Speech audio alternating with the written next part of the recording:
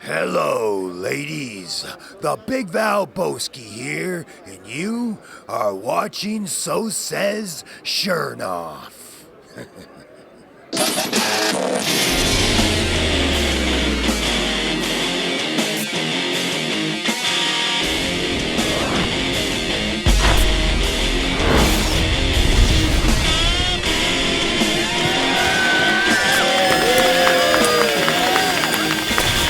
Hello, everyone, and welcome to So Says Shernoff. I'm Josh Shernoff, and we got a good one for you today. We really do. We're going to take a look back at one of my favorite segments we have ever done. Also, we will take a look at the allure of wrestlers jumping ship. But first, headlines.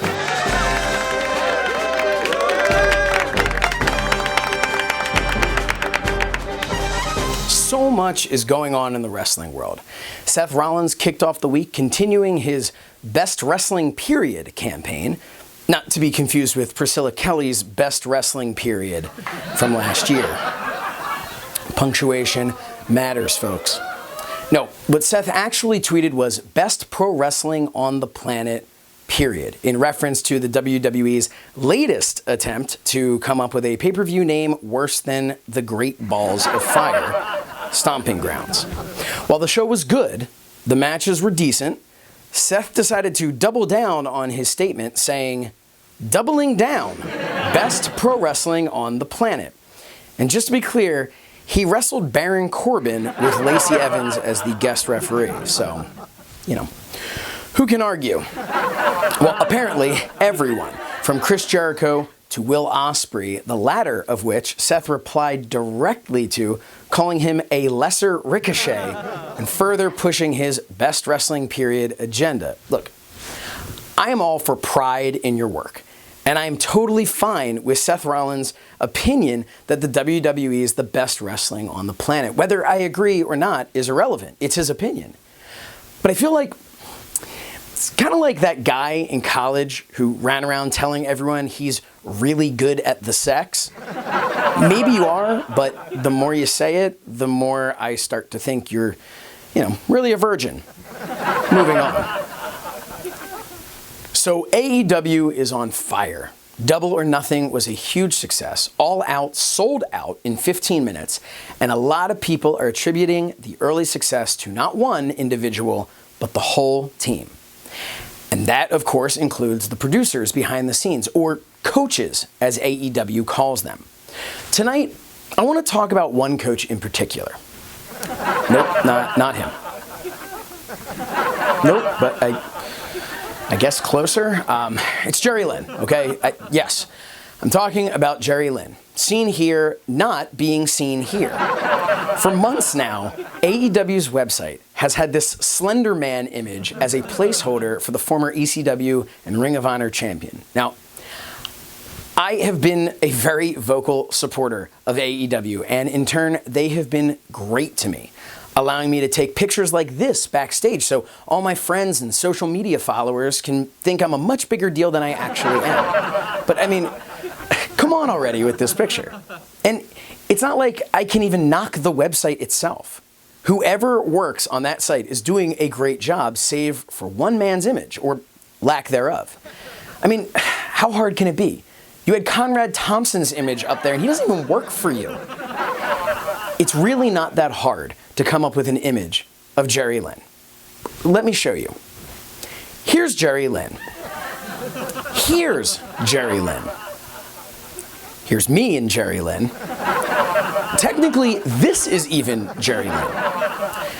Website people, it's not that hard. Seriously, do you know how easy it is to add his image to something? Let me show you. Roll our intro again.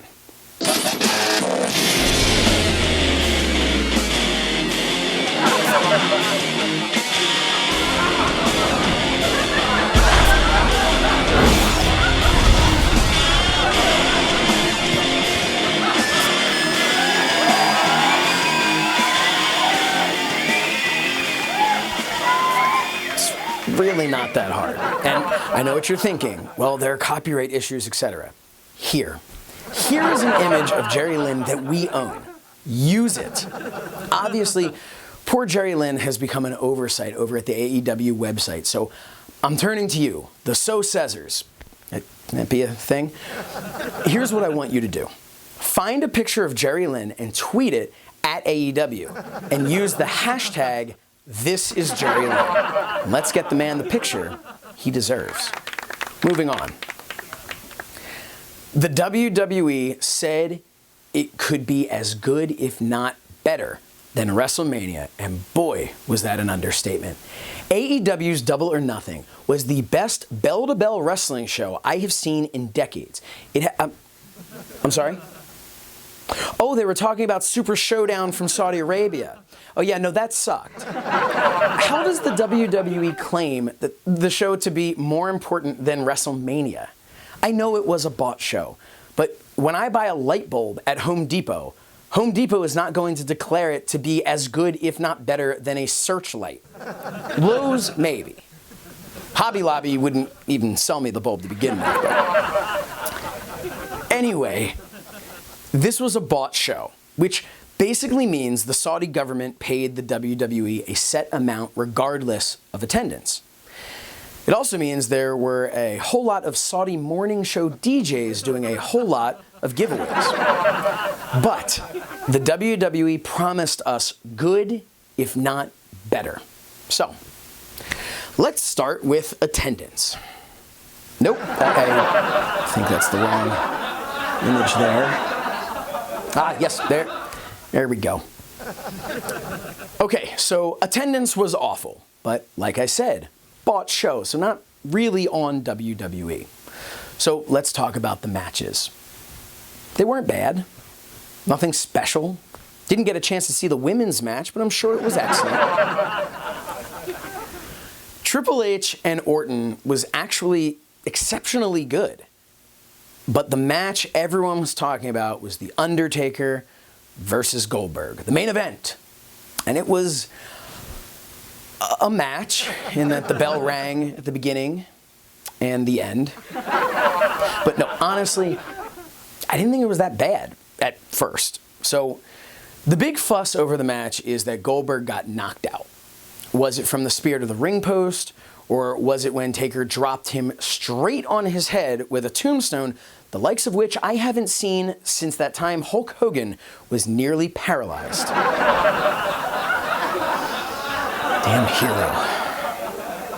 To top it all off, before the awkward lowest chokeslam ever finish, Goldberg almost killed the dead man with a jackhammer. My take? Give the guys a break. Okay, they tried. It was a fistful of bad circumstances. First, it was like 1,000 degrees, and it is a well-known fact that the elderly should not be outside in extreme heat. Look, they went in with good intentions, thought they would get an easy yet enormous payday and move on. Little did they know that this would become something that will live with them forever and ever. And if you're asking yourself if I'm still talking about Goldberg and The Undertaker, or the WWE's relationship with Saudi Arabia, you're right. Finally, in headlines, Jacob Fatu, or as I call him, Oos. I have praised this young man's ability on social media, but let me take a moment to do it here. The dude is the future. He moves like a man half his size. He is the type of performer that you should buy a front row ticket to see. However, you should never, and I mean never, get any closer than the front row.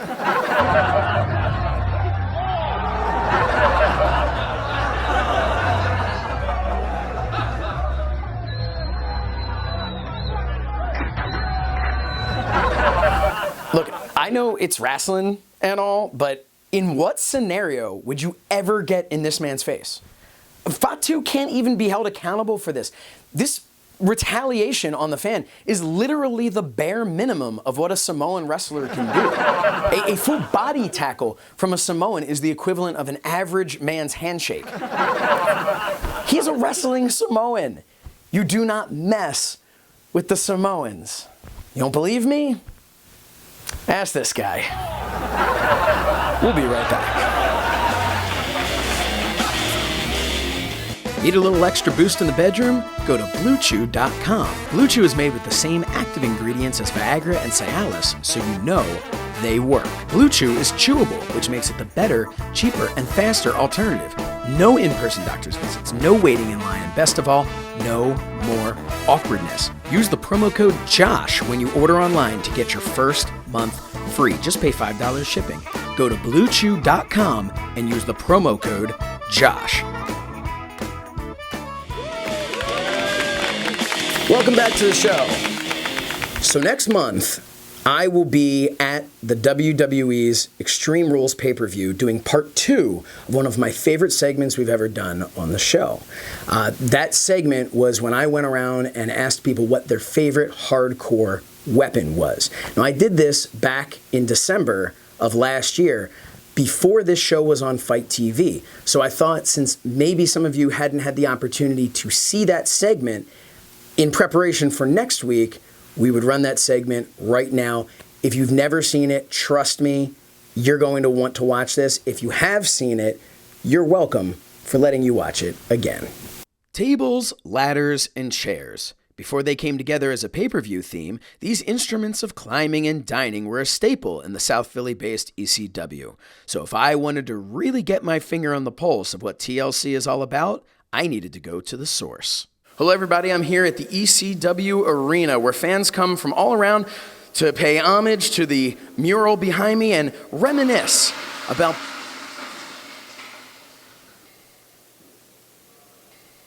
Yeah, that's a lot of reminiscing. What's your favorite weapon of all time? I gotta go with the easy one, steel chair. The steel chair. Okay, chairs. Table. Table. Okay, now, if you were on the receiving end of getting one of these weapons in an attack, would it still be the same answer? Yeah, I love the sport. So yeah. So you still want to be hit with a steel chair? Yeah. Okay, that's fine. It's okay. And you? Probably not at the moment, but if you ask me like a month later, I'll probably go, yeah, still table. Okay, so right now you don't want to go through a table. At this very moment, you don't. But a month from now, if we were to come back and meet up about a month from now, then you'll go through a table then? Probably, yeah. Okay.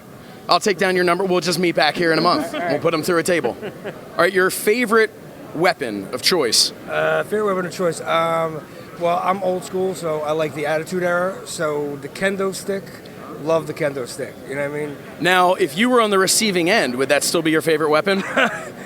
You know what? You only live once. I'd take it. I got a high tolerance. You know what I mean? It'd be fun, exciting. The crowd was going nuts. Favorite weapon of all time? Probably the Singapore cane, just because I'm such a big Sandman fan. What is your favorite weapon of all time? The steel chair. The steel chair. All right. Now, if you were on the receiving end, would that still be your favorite weapon? No. All right. What would you rather take? If you had to take a weapon, what would it be? The sledgehammer. So you would rather take a sledgehammer to the head than a steel chair? Yes. Why? A lot of brain damage in the chair head and stuff. And the sledgehammer is a little bit safer. Okay. Would you rather get a Singapore cane from the Sandman or head from Al Snow? Yeah, I definitely don't want head from Al Snow. Yeah. No. We don't know where he's been. No, that's a definite no. Yeah. All right. Would you rather get the cane from the Sandman or head from Al Snow? Ooh, that's a tough call.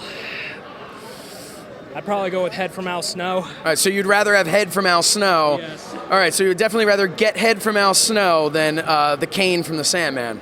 Absolutely, 100%. Head all the way. Head. Your favorite weapon of all time? Favorite weapon is probably the Sandman with the Kindle stick. All right, Singapore cane. Would you still say that if you were on the receiving end? No, I'll be given the whoopings. Oh, okay. Oh, to the Sandman? Yes. Well, right. We can go find him. He's right over there, yeah. Well, not Sandman, but anybody else. What is your favorite weapon of all time? TLC matches. So tables, ladders, and chairs. Would you rather get a kendo stick from the Sandman or head from Al Snow? I'll definitely take a head from Al Snow. All right, so he will take head from Al Snow. Well, yeah. Okay. You want head from Al Snow? Yes. Sure. You know, Sonny's here. Yes. Okay. If you had to pick one of the tables, ladders, and chairs, what would it be? Ladders. Really? Okay. Yeah. Now, if you were on the receiving end of one of these weapons, would it still be ladders? No.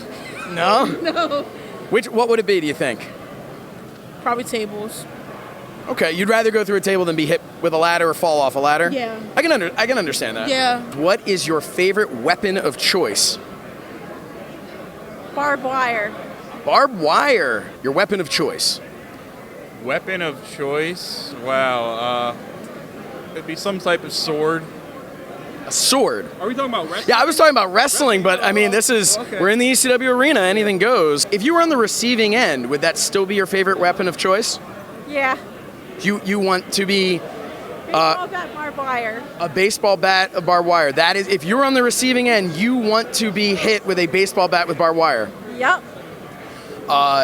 Why? I already was before. And it was a good experience for you, and it's one that you'd like to do again. Yeah. Yeah. Okay. Okay. Do you have a favorite weapon? A stick. A stick?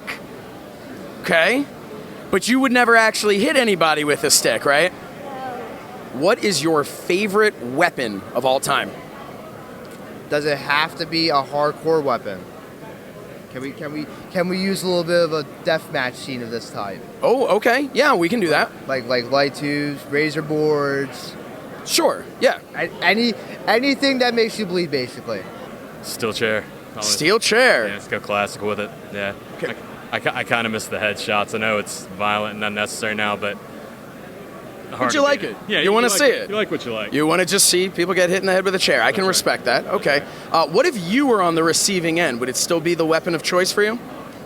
No, probably not. If I may ask, if I'm not being too forward here, where would you like to be hit by this barbed wire baseball bat? On my thigh. Okay, on your thigh. Not on your head, not on your back, on your thigh, specifically on your thigh. Mine would have to be the classic old-fashioned steel chair. The steel chair. Okay. Now, if you were on the receiving end of the weapon, would it be the same answer? Yes, it would not. Yes, it Same answer. Yes, it would not. Okay. No, it would not. All right. If you were on the receiving end of said weapons, would you feel the same way? Yeah. So you want what would be your preference? A light bulb or razor blades? Probably out of those two, the light tubes, light bulb, all the way. Have you ever been hit with a light bulb? Yes, I have. And that's something that you want to do again? Is there a reason you've chosen your thigh? It's one of my battle scars. Is that where you were hit before with the barbed wire baseball bat? Okay. So would you want to do the opposite thigh to just kind of even things out a little bit? Yeah. Okay. That makes sense. That's fair. Okay. What would it be instead? A pillow. A pillow? Yes. Okay. That's a whole different type of wrestling. I think you can Google that. Yes, you can. Yeah. You can. Have you? On more than one occasion. Would you rather get a Singapore cane from the Sandman or get head from Al Snow? Head from Al Snow. Head from Al Snow. One of the questions we've been asking everybody is, what is their favorite weapon of all time? Spatula. Spatula? Come wow, on, I did man. not anticipate that. I guess just making noise here. I don't know, but spatula, I guess, is the answer? Spatula's the answer. We're going to go spatula. Spatula is his favorite of all time. Well, if there's one thing we learned here at the ECW arena, it's that people like chairs. They also like swords, spatulas, and, a barbed wire baseball bat. Not too many people liked T, not too many people liked L, a whole lot of people liked C. And head from Al Snow. Well, that's part one. Part two comes at you next month from Philadelphia, Pennsylvania, the Wells Fargo Center, and WWE Extreme Rules. We will be right back. Need a little extra boost in the bedroom? Go to BlueChew.com. Blue Chew is made with the same active ingredients as Viagra and Cialis, so you know they work. Blue Chew is chewable, which makes it the better, cheaper, and faster alternative. No in-person doctor's visits, no waiting in line, and best of all, no more awkwardness. Use the promo code JOSH when you order online to get your first month free. Just pay $5 shipping. Go to BlueChew.com and use the promo code JOSH. Welcome back to the show. Our main story tonight focuses on the excitement around jumping ship. Just ask this guy. Now, whether your ship jumping is getting you banned from cruise lines or the WWE, one thing is for sure. It's a lot of fun with a lot of consequences. The act of jumping ship in pro wrestling isn't new. It's also poorly defined. The term jumping ship has been interchangeable with talent was stolen or they raided the locker room. Basically, it means a named talent has left one company for another. Lex Luger jumped ship by leaving WWF to appear on the first Nitro, which was huge. But technically, he had been working without a contract, so neither he nor WCW really did anything wrong, per se. The thing is, nobody knew this was going to happen, and those who did had their lips buttoned up tighter than Luger's shirt collar. This was a surprise, a big surprise. And the same can be said for Scott Hall and Kevin Nash. Their contracts were up. They didn't do anything wrong, aside from that whole curtain call thing. But if it revolutionizes the business and kicks off the greatest boom period in the industry's history, is it really wrong? The Luger jump, and especially Hall and Nash, set the stage for what would become known as the Monday Night Wars. Another one that comes to mind is Rick Rude, appearing on Raw and Nitro in the same night. I mean, sure, one was pre-taped, but what I'll never understand is how he managed to grow that beard so quickly. Oh, and let's not forget my good friend Medusa. She jumped ship as WWF Women's Champion, throwing said title in the trash live on WCW Nitro. Boy, are there a lot of belts I'd like to watch her throw in the trash today. So some of those were examples of ship jumping that surprised both the fans and the office, whether it be the jumping itself or the impact the jump made. And that's just the tip of the historical iceberg. There's the Radicals showing up on Raw weeks after a WCW pay-per-view where one of them would win the world title and walk out the next day. Years after the Monday Night War was over, there was even Kurt Angle's debut for TNA. So the idea behind jumping ship isn't anything new, but almost 20 years removed from the last of the Monday Night Wars, it's happening again. Jon Moxley, the former WWE champion, went from floundering Dean Ambrose to the biggest star in the business in a matter of minutes. Now, I have not been easy on John in the past. Take a look. The Intercontinental Champion Seth Rollins versus Dean Ambrose, seen here wearing his homemade Bane costume because his parents were too cheap to buy the real thing. Then there's Dean Ambrose. Forget the bad cosplay and the time you tried to look like a tough guy when the doctor was giving you a shot in your buttocks. How am I getting fatter, thinner, younger, and older all at the same time? Anyway, it has recently come to light in an interview with Chris Jericho that those moments I knocked him for were much worse for Moxley to do than for me to watch. Jumping ship looks to have been a great move for Moxley, both personally and professionally. And he's not the only one. Let's not forget about Dustin Rhodes. He left WWE and Goldust behind for a 5-star match with his brother Cody. The emotion of that match was off the charts. It was almost the same level as the time he spent part of the Golden Truth. So, yeah. All this makes you wonder who could benefit from a jump to AEW or even ROH or Impact or MLW. But looking specifically at AEW, could they learn from WCW? You know, less is sometimes more. Don't rely on stealing talent. It's exciting, sure, but eventually you become TNA. And instead of being the hot new place to go, you're the graveyard for disgruntled ex-WWE employees. Now, I'm not really saying this as a warning to AEW. Cody has already gone on record as wanting about 95% of the AEW roster to be relatively unknown talent, be it unknown to the US or to everybody.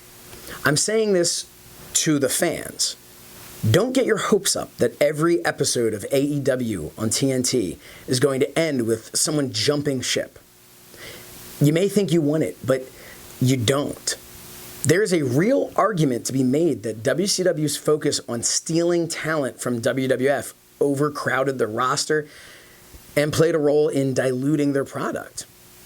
Sure, it seems like a fun idea, but it's a proven way to force WWE to change and create new stars, which is great for them, but it's also a proven way to put yourself out of business and then only have WWE. And if I have to sit through another 2 decades of WWE without competition, I'm going to, well, this. We'll be right back. Need a little extra boost in the bedroom? Go to BlueChew.com. Blue Chew is made with the same active ingredients as Viagra and Cialis, so you know they work. Blue Chew is chewable, which makes it the better, cheaper, and faster alternative. No in-person doctor's visits, no waiting in line, and best of all, no more awkwardness. Use the promo code JOSH when you order online to get your first month free. Just pay $5 shipping. Go to BlueChew.com and use the promo code JOSH. That's our show. Join us again next month. Follow me on Twitter at So Says Shernoff. The show is at Shernoff Show. Go find us on YouTube and subscribe. We have plenty of fun bonus videos over there. Thank you so much for tuning in. Don't forget, hashtag This is Jerry Lynn. This has been So Says Shernoff, because that is what Shernoff had to say. Good night, everybody.